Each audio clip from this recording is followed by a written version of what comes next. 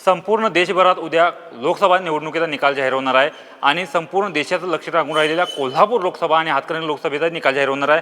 आपण सध्या आहोत कोल्हापुरातल्या मतमोजणी केंद्रावर। या ठिकाणी प्रशासनाच्या वतीनं जोरदार अशी तयारी करण्यात आलेली आहे। रमणमाळा इथल्या या मतमोजणी केंद्रावर कोल्हापूर लोकसभेच्या निवडणुकीचा निकाल आहे तो जाहीर होणार आहे। तसंच राजाराम तलावाजवळील जी शासकीय इमारत आहे त्या ठिकाणी हातकणंगले लोकसभा मतदारसंघातील जे आहे ते निकाल जाहीर होणार आहे। प्रत्येक विधानसभा मतदारसंघ वाईज हा निकाल जाहीर होणार आहे। प्रत्येक मतदारसंघासाठी 14 टेबलवर जी आहे ती मतमोजणी पार पडणार आहे।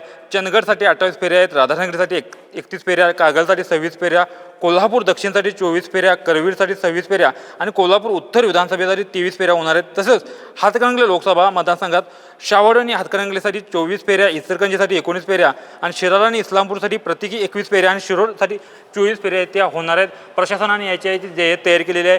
600हून अधिक पोलीस कर्मचारी जे आहेत ते बंदोबस्तासाठी नियुक्त करण्यात आलेले आहेत। तसेच 600हून अधिक प्रशासकीय अधिकारी जे आहेत त्या टेबलसाठी नियुक्त करण्यात आलेले आहेत। त्याचबरोबर जे आहे ती कोल्हापूर आणि हातकणंगले लोकसभेची निवडणूक आहे ती अत्यंत चुरशीचे मतदान झालं होतं, कारण संपूर्ण राज्यात आहे ते या मतदारसंघाकडे लक्ष लागलेलं होतं।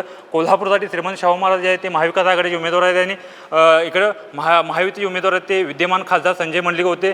हातकणंगलेसाठी देखील तिरंगी लढत आहे ती प्रमुख झाली होती। शिवसेना ठाकरे गटाचे सत्यजित पाटील असतील माजी आमदार, त्याचबरोबर महायुतीचे विद्यमान खासदार धैर्यशील माने आणि स्वाभिमानी शेतकरी संघटनेचे जे माजी खासदार आहेत राजोटे यांच्यामध्ये प्रमुख लढत झाली होती। आणि उद्या जे आहे ते उद्या निकाल जाहीर होणार आणि यामध्ये कोण गुलाल विजय होणार, विजय कोण होणार याकडे संपूर्ण राज्याचं लक्ष लागून आलेले आहे। याची तयारी पूर्ण झालेली आहे, प्रशासनाने तयार केलेली आहे। उद्या सकाळी प्रत्यक्ष 8 वाजता मतमोजणीला सुरुवात होणार आहे।